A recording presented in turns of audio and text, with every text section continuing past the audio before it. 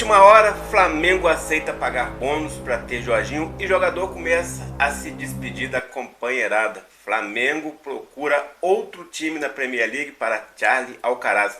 Zenit faz nova proposta absurda e Gerson pode dar adeus antes do Super Mundial. Hoje tem Flamengo e quando tem Flamengo o dia é mais feliz.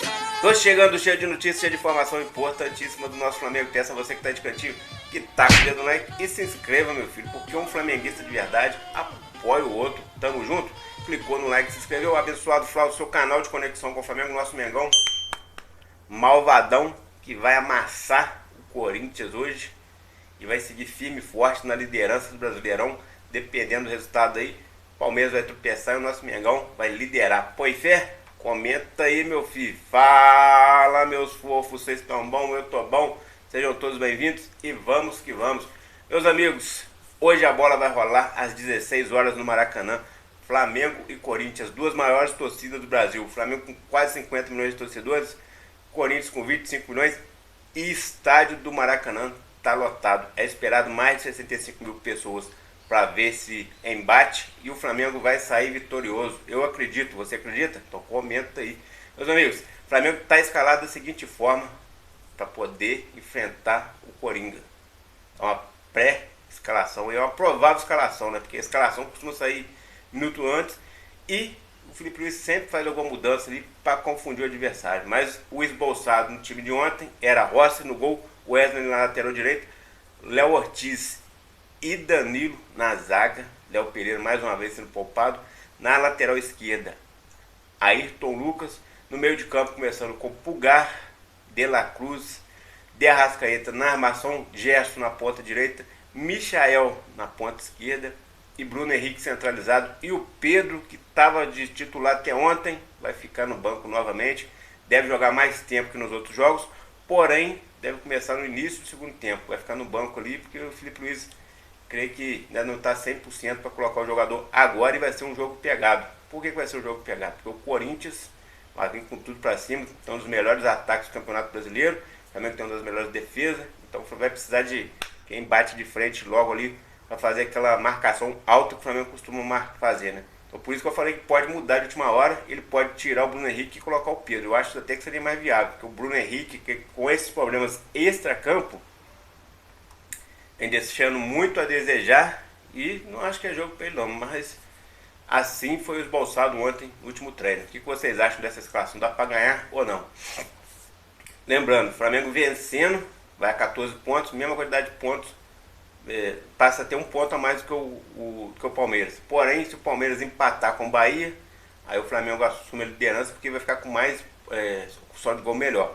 Mas se o Flamengo empata ou perde, aí esquece liderança e pode até que o Palmeiras disparar dependendo do resultado com o Bahia.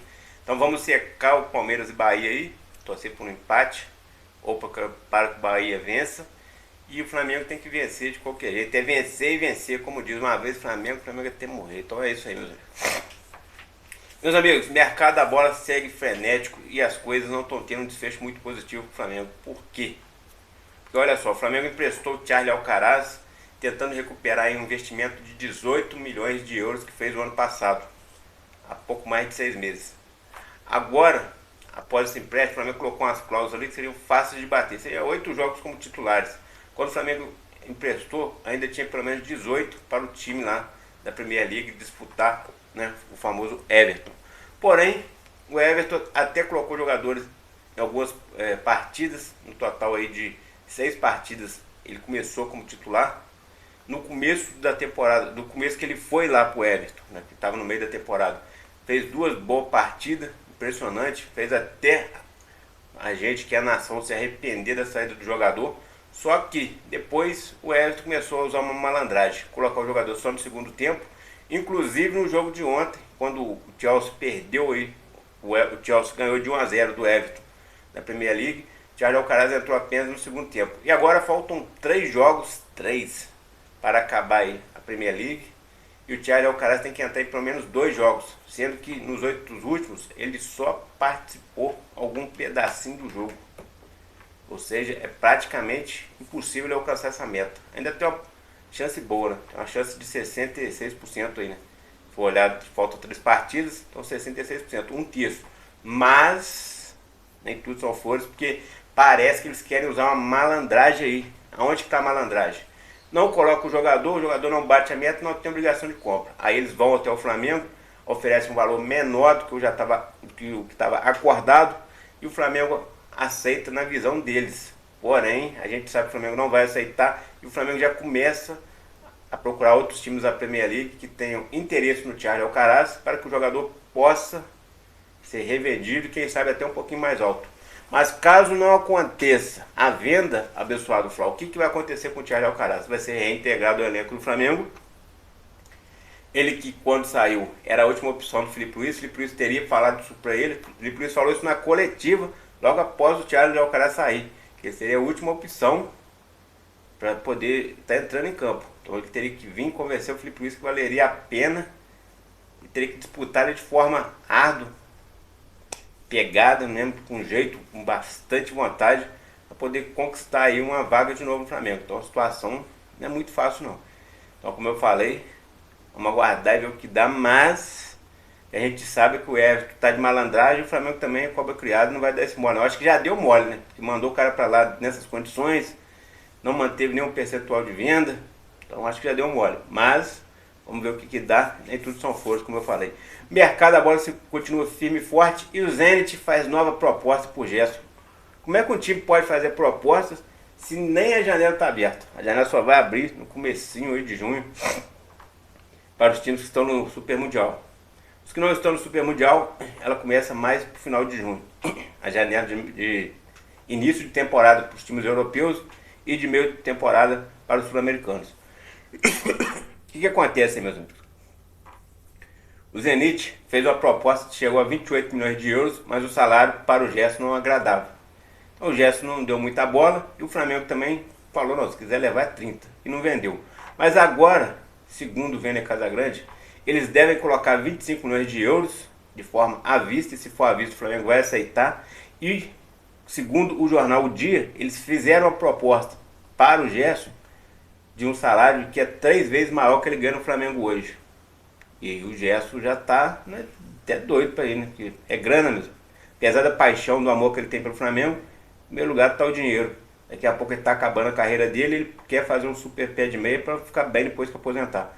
Mas aí o pessoal fala, ele não acabou de renovar com o Flamengo? Sim, renovou, tem um dos maiores elencos do salário, não é o maior, mas tem um dos maiores. Renovou até o final de 2030, ou seja, teria muito tempo de contrato, só que essa renovação aí foi mais para respaldar o Flamengo. Por caso o Zenit chegar e ficar incisivo na contratação, o Flamengo tem onde martelar. Nós temos 5 anos de contrato com o cara pela frente aí, o salário dele é bom. Então por isso aí pro Gerson foi bom.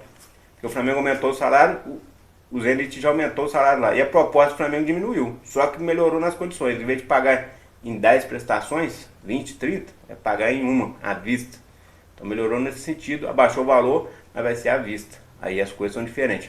Então, Gerson deve sair do Flamengo no meio do ano. Gerson, Wesley, Matheus Gonçalves, Everton Araújo, Cleiton e companhia. Dizem que Cebolinha também poderia sair, mas o Cebolinha já está querendo renovar. Michael disse que também sairia, mas a gente sabe que o Michael ainda tem um contrato longo. É jogador importante no esquema tático do Filipe Luís. Nas últimas 4 partidas começou como titular. Então, o que fala muitas vezes a gente não tem que dar ouvido não. É conversa que a gente não ouve, né? Agora, a verdade é que o Flamengo está se reforçando, vai se reforçar. Seriam aí 4 peças, no mínimo, sem sair ninguém. Mas com a saída eminente de Gerson, Wesley, Matheus Gonçalves, Cleiton e Everton Araújo, o Flamengo vai ter que fazer, além dessas 4, mais a reposição de alguns jogadores, né? Então o Flamengo, que estudava antes trazer um meio campista, um volante, um meio campista armador, um ponta que faça gols e um lateral e um zagueiro. Agora o Flamengo ainda vai ter que contratar mais para repor esses que vão sair. Então, o que tem de certo no Flamengo? Ele vai fazer contratações para aqueles que saiu e alguns peças que precisavam. Então pode chegar aí até o total de 9 jogadores contratados no meio do ano. Seria uma pequena reformulação. Vai trazer jogador de ponta?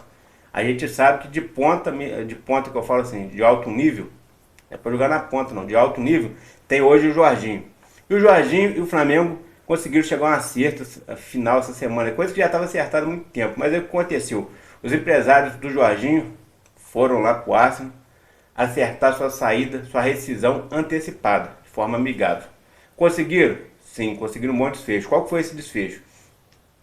Chegaram para o Arsenal e falaram: nós já estamos acertados com o Flamengo, vamos jogar lá por 3 anos, salário X, vocês não têm interesse em renovar, vocês conseguem liberar o Jorginho agora?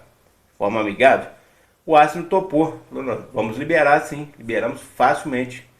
Só que o bônus que ele tem de 1,5 milhão de euros para receber, né, caso ele cumprisse todo o contrato, o Flamengo teria que arcar com ele 100% ou parte. Claro que o Flamengo escolheu parte desse bônus. Então vai uma parte ali, o Flamengo vai pagar. Outro detalhe, salário dele que faltaria. Ele encerraria o contrato agora, faltaria 2 meses de salário. Quem que pagaria esse salário? O Flamengo vai pagar. Tudo isso diluído nesses 3 anos. Então o Flamengo ficou feliz da vida porque eles conseguiram de forma amigável a rescisão de Jorginho, que já está todo em trâmite aí. A papelada já está sendo analisada, estudada, preparada pelos advogados do Arsenal, vai ser lida pelos advogados do Jorginho e em breve o jogador essa semana deve assinar o raio do pré-contrato para ser jogador do Flamengo. Detalhe, já começou a se despedir da companheirada, já tinha visto casa no Brasil, já viajou para o Brasil com a esposa, já tem escola para os filhos, já está tudo adiantado. Então o Jorginho agora está em fase final de transição, saindo do Arsenal para vir para o Flamengo. Está com a pequena lesão, que segundo jornais da Europa, ele já voltaria a jogar agora, no comecinho da semana. Já começaria a treinar. Mas a informação que a gente tem é que ainda não. Outro detalhe, o Jorginho está chegando antes por quê? Porque ele pretende treinar com o clube do Flamengo, treinar com o time do Flamengo, se encaixar ali junto com as peças que o Flamengo tem hoje, para que possa estrear no dia 15 de junho no Super Mundial com a camisa do Flamengo.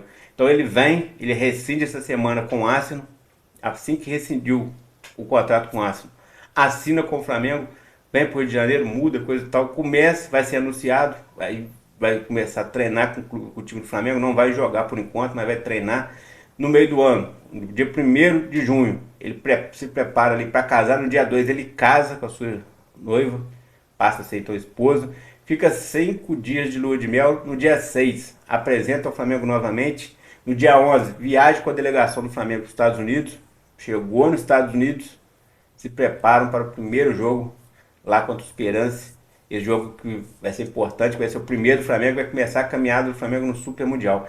Essa expectativa tem tudo para dar certo, o planejamento está sendo excelente e parece que vai ser dessa forma. Mas vai ser dessa forma?